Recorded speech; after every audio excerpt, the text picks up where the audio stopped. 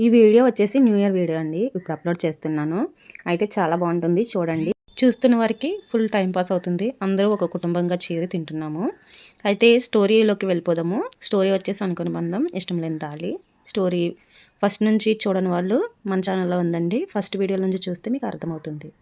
వసు ఇలా అంటుంది, 29 ఏళ్ళు గుండెల్లో మోసిన ఆయన తండ్రి కాదా? కృష్ణుడు యశోద బిడ్డ కాదా? కర్ణుడు రాధేయుడు కాదా? వసుధ మాటలు రిషి గుండెను తాకాయి.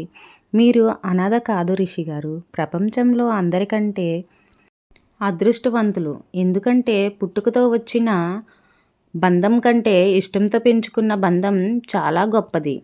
ఆయన మీ మీద చూపించిన ప్రేమలో స్వార్థం లేదు, కేవలం త్యాగం ఉంది.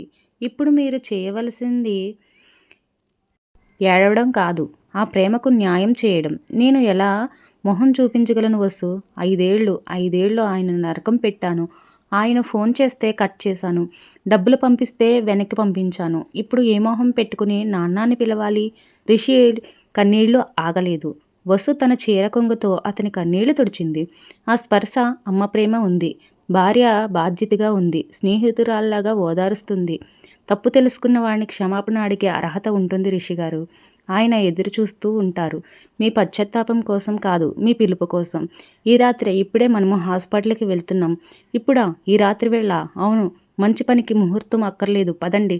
రంగారావు గారి వెనుక సీట్లో కూర్చోబెట్టి రిషి కారు స్టార్ట్ చేశాడు. ఈసారి డ్రైవింగ్లో ఆవేశం లేదు, ఆతృత ఉంది. వసు పక్క సీట్లో కూర్చుంది. రిషి అప్పుడప్పుడు ఆమె వైపు చూస్తున్నాడు.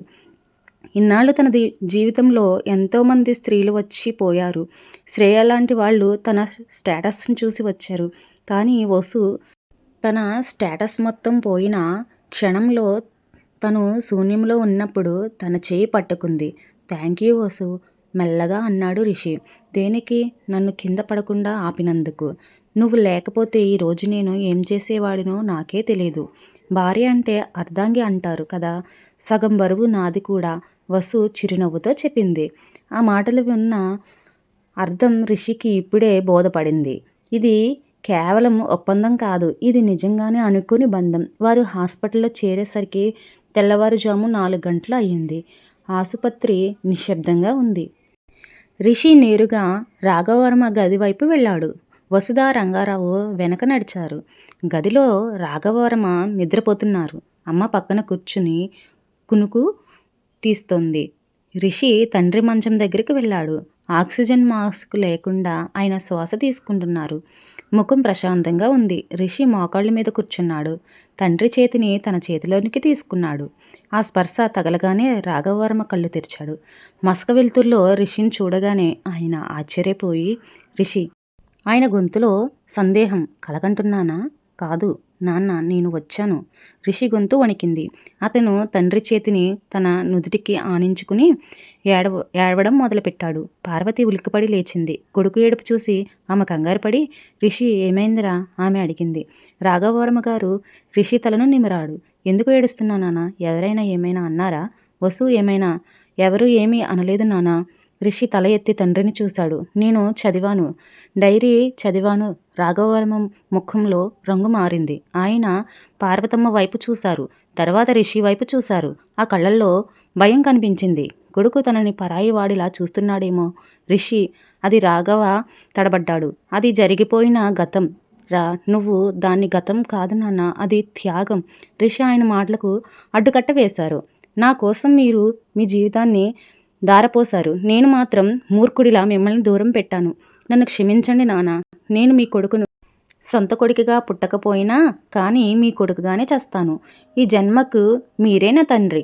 వచ్చే జన్మంటూ ఉంటే మీ కడుపును పుట్టాలని కోరుకుంటాను. రిషి తండ్రి గుండె మీద తల పెట్టి ఎక్కి ఎక్కి ఏడ్చాడు. రాఘవవర్మ కళ్ళ నుండి కన్నీళ్లు ధారాళంగా కారాయి.